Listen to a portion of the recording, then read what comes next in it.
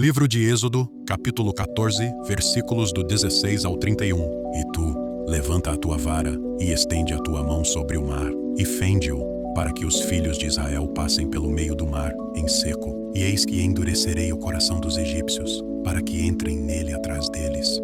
E eu serei glorificado em Faraó, e em todo o seu exército, nos seus carros e nos seus cavaleiros. E os egípcios saberão que eu sou o Senhor, quando for glorificado em Faraó, nos seus carros e nos seus cavaleiros. E o anjo de Deus, que ia diante do exército de Israel, se retirou, e ia atrás deles.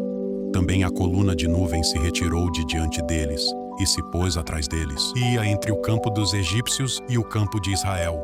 E a nuvem era escuridade para aqueles, e para estes esclarecia a noite, de maneira que em toda a noite não chegou um ao outro. Então Moisés estendeu a sua mão sobre o mar, e o Senhor fez retirar o mar por um forte vento oriental toda aquela noite. E o mar tornou-se em seco, e as águas foram partidas. E os filhos de Israel entraram pelo meio do mar, em seco, e as águas foram-lhes como um muro, à sua direita e à sua esquerda. E os egípcios seguiram-nos, e entraram atrás deles todos os cavalos de Faraó, os seus carros e os seus cavaleiros, até ao meio do mar. E aconteceu que na vigília daquela manhã, o Senhor, na coluna do fogo e da nuvem, viu o campo dos egípcios, e alvorotou o campo dos egípcios, e tirou-lhes as rodas dos seus carros, e fê-los andar dificultosamente.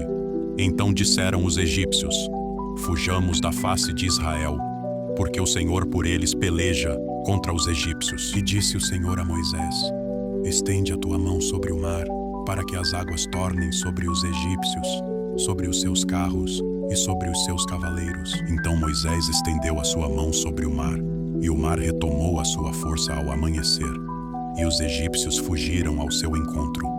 E o Senhor derribou os egípcios no meio do mar, porque as águas, tornando, cobriram os carros e os cavaleiros de todo o exército de Faraó, que os haviam seguido no mar.